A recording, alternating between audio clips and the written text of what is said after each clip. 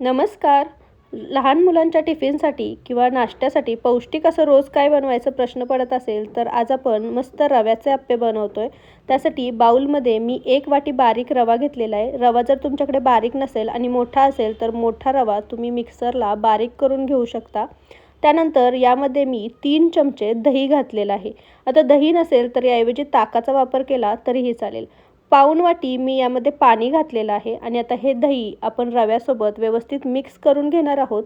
आणि या पाण्यामध्ये हा रवा आपण व्यवस्थित मिक्स करून घ्यायचा आहे, जेणेकरून यामध्ये कोणत्याही गाठी राहिले नाही पाहिजेत, कोणतीही गुठळी राहिली नाही पाहिजे. तर व्यवस्थित असा हा मी रवा मिक्स करून घेतलेला आहे. तुम्ही पाहू शकता इतकं पाणी बरोबर पुरतं यासाठी. तर हे बघा, तुम्ही एकसारखी कन्सिस्टन्सीचं हे बॅटर तयार झालेलं आहे.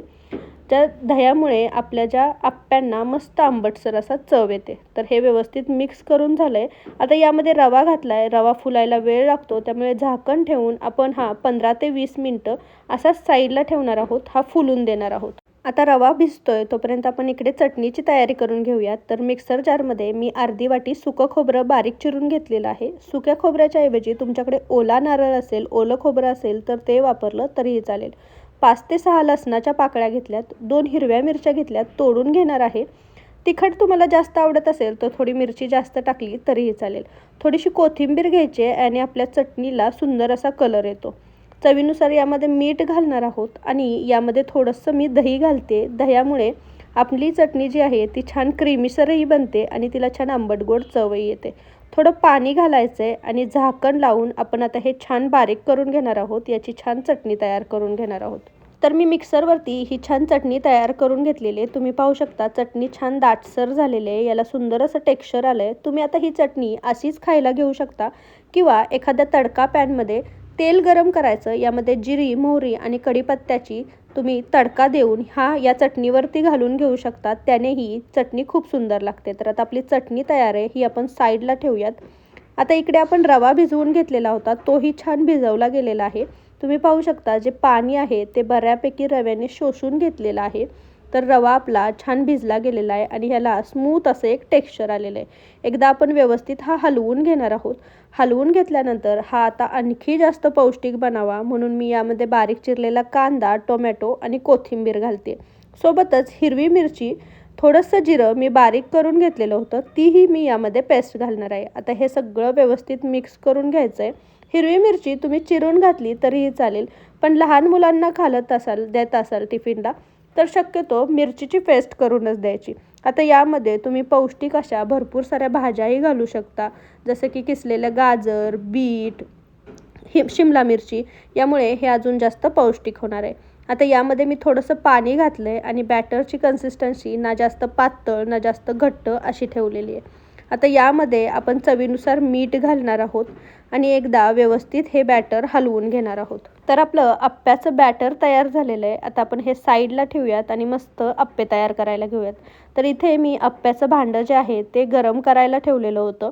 आता यामध्ये आपण प्रत्येक ज्या होलमध्ये थोडं थोडं तेल घालून घेणार आहोत आणि तेल थोडंसं छान गरम झालं की यामध्ये आपण अप्प्याचं जे बॅटर आहे ते घालणार आहोत. तेलामुळे काय होतं, अप्पे जे आहेत ते खालच्या बाजूनेही व्यवस्थित क्रिस्पीसर असे भाजले जातात. तर छोट्या चमच्याच्या साहाय्याने आता आपण हे जे तयार केलेलं बॅटर आहे ते प्रत्येक खाच्यामध्ये घालून घेणार आहोत. तर आता सगळ्या खाच्यामध्ये हळूहळू भरून घ्यायचं. आता तुम्ही हे जास्त फुलून घ्यायचे असतील अप्पे तर यामध्ये थोडासा सोडाही घालू शकता. त्यामुळे काय होतं, अप्प्यांना सुंदर अशी जाळी सुटते. पण मी लहान मुलीसाठी बनवते त्यामुळे शक्यतो मी सोडा टाळते. तर सगळ्या खाच्यांमध्ये आपण हे छानपैकी सगळं बॅटर आपण घालून घेणार आहोत. व्यवस्थित हे सगळं बॅटर घालून घेतलं की आपण यावरती झाकण ठेवणार आहोत. तर तुम्ही पाहू शकता की काठोकाठ हे असं बॅटर सगळं भरून घेतलेलं आहे. आणि आता हे बॅटर भरल्यानंतर आपण यावरती झाकण ठेवणार आहोत आणि 2 ते 3 मिनटं याला अशी छान वाफ येऊन देणार आहोत. एक 2 ते 3 मिनिटांनी झाकण काढून बघायचं, वरून हे बॅटर छान सुकलं गेलेलं आहे. मग आता एखाद्या चमच्याच्या साहाय्याने किंवा असे अप्पे पात्राबरोबर एक स्टिक मिळते, त्याने तुम्ही असे हे अप्पे जे आहेत ते पलटी करून घेऊ शकता. तर अप्पे एका साईडने छान क्रिस्पीसर असे भाजले गेलेले आहेत, तुम्ही पाहू शकता. तर आता हे छान पलटी करून आपण दुसऱ्या साईडनेही व्यवस्थित असे भाजून घेणार आहोत. आता दुसऱ्या साईडनेही व्यवस्थित हे असे क्रिस्पीसर भाजले जावेत म्हणून या साईडनेही आपण थोडंसं तेल जे आहे चमच्याने सोडून घेणार आहोत, जेणेकरून अप्प्यांना सुंदर असा कलर येतो. तर चमच्याच्या साहाय्याने तेल सोडल्यानंतर पुन्हा आपण 2 ते 3 मिनिटं आपण हे अप्पे दुसऱ्या साईडने छान भाजून घेणार आहोत. पलटी करणार आहोत. तुम्ही पाहू शकता खालच्या साईडनेही अप्पे छान भाजले गेलेले आहेत. जर मी सोडा घातलेला नाही आहे त्यामुळे ते अप्पे खालच्या बाजूने फुगलेले नाही आहेत, पण ते खायलाही खूप सुंदर लागतात. हे छान असे आपले अप्पे भाजले गेलेले आहेत. अप्प्याला खालच्या बाजूने आपण हात लावून पाहिला ते अजिबातही ओलसर लागत नाहीत, म्हणजे आपले अप्पे तयार आहेत. तर मस्त चटणीसोबत किंवा लहान मुलं खात असतील तर तुम्ही टोमॅटो केचपही देऊ शकता. त्यासोबत हे अप्पे देऊ शकता. तुम्ही पाहू शकता काय सुंदर असे बनलेले आहेत आणि याला आतून छान अशी जाळी सुटलेली आहे. दही घातल्यामुळे अप्पेचं जे पीठ आहे ते छान फर्मेंट होतं आणि त्यामुळे याला जाळी सुटते.